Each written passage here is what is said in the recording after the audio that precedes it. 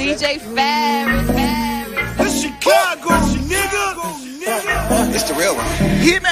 Only one is pulling shit. This is sports talk. Be better, but what have you done? So, as Dan Graziano joins our conversation this morning, I will start with Dominique Foxworth. Nick, what is your reaction to what Theismann said? Well, first of all, Dak's done a lot. So you say, what have you done in just 4 seasons in the NFL? He's been to the playoffs several times, and you said he's not a top 5 quarterback. Maybe not, but he sure was top 5 in all important categories last year with the 3rd-ranked offensive efficiency. So it seems like he's playing like a top 5 quarterback. And since when does that determine how much you get paid? As we talked about in the last segment, or excuse me, 2 segments. Yeah, how did that determine that? Because anyone getting a contract, if a guy is a backup and he play well, they throw him money. That was going to come into the rookie season as a backup, but Romo got hurt. He took over from there. From there, he been Dallas quarterback. Been healthy, been on the field. Got a good touchdown and interception ratio. On those 32 picks, those 74 touchdowns. So he's been a solid guy for them. Anyone getting a contract, how did that determine you getting the money? If you watching people around you getting all this money, but you not getting taken care of, and he's supposed to be the franchise quarterback. Ago, every time a franchise quarterback is up, they become the highest paid. No one ranks whether they're top 5 or not. He is very important to his team. He has all the leverage in this situation, so he deserves to get paid. I'm not sure the point that Joe Theismann is making because none of them seem to make any sense. What do you think, Marcus? I'm going to go to Dan Graziano here quickly because, Dan, I feel like I've been asking you this question for a year now. Why is it taking so long for this thing to get figured out? I mean, in reality, all the things that keep happening, right? I mean, just in the last couple of weeks alone, they signed Andy Dalton, and Joe Theismann is weighing in for crying out loud. I mean, Dan, they're just allowing this to stay out there. Because do they trust him? Do they want him to be the franchise quarterback? They here bringing in Andy Dalton to be his backup. Like, do they want to give him the money, or do they want him to be the franchise guy? They don't even know if he's the right guy for them to lead them into the future.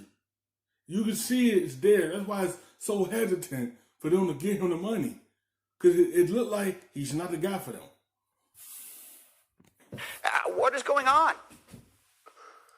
Look, if the Cowboys had their druthers, they would have signed him by now. They've made him lucrative offers. It just hasn't been the number that he's looking for. And, you know, quite frankly, I don't know. I'm with Dominique. I don't know what Joe Theismann is talking about. If Dak Prescott played this year on the franchise tag and they franchised him again next year, he's going to make $69 million over the next 2 years. That's an average of $34.5 million a year. Why would he take a penny less than that? It doesn't matter whether you think he's good or as good as someone else. It's his turn. He's a top quarterback coming up for contract, and unless Patrick Mahomes signs this offseason, Dak Prescott's contract will pay him more than any other quarterback once it is signed. I think both sides understand that, and I think, you know, it's a matter of getting to the number. And the number isn't as simple as how much per year or how many years. It's what's the guarantee? When does the guarantee pay out? How many years are actually guaranteed, et cetera, et cetera. So there's a lot of details to be worked out. Let's not overlook the fact that Dak Prescott and his family are dealing with a significant personal tragedy from a couple of weeks ago, the loss of his brother. So obviously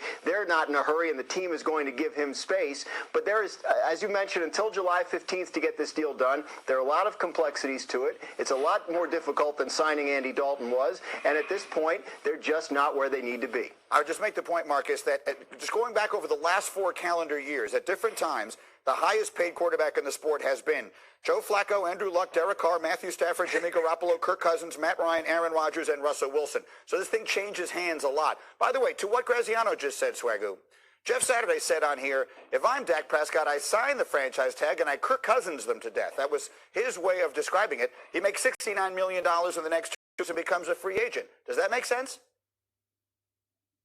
If he wants to do it, G, but last time I checked, 69 guaranteed and 100 is different. And if that's what they're offering, like I said earlier, that's something that Dak should take. He should.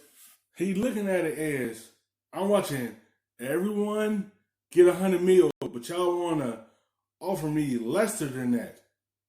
And I'm supposed to be the franchise guy. And y'all trying to give me less money, but everybody surrounding me breaking that 100 mark. Why y'all want to break that mark with me? See, he wasn't the quarterback for them from the get-go. It shows you right there. Because if he was the guy, they'd have been put that contract on the table and gave it to him.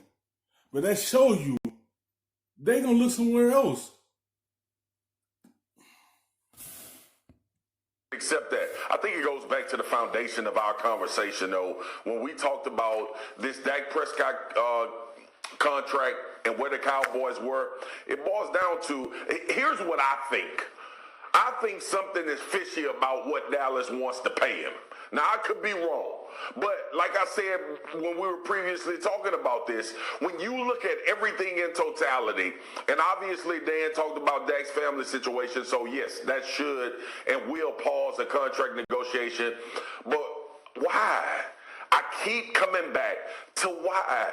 The names you just listed off, G, when is the last time we've seen a team have this much trouble signing their supposedly franchise quarterback?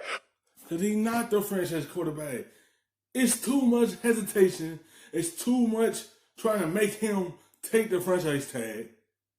Is it trust there or not? Is he the guy to take you to the promised land or he's not?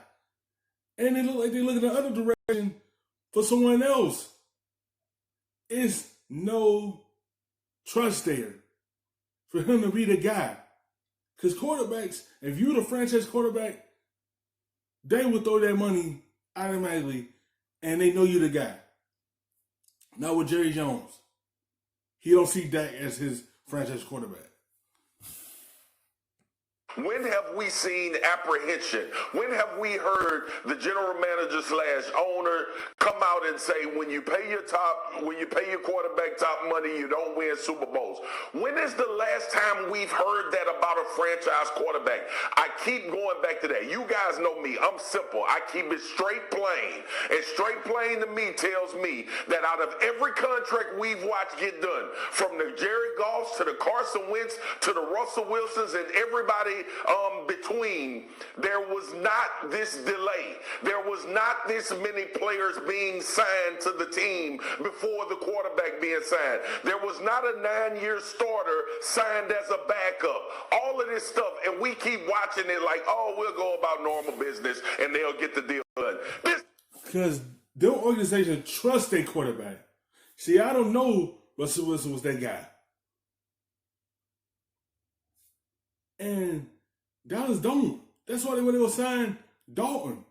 You don't know what they're thinking when they sign him. Like, that shows you it's nothing there with them.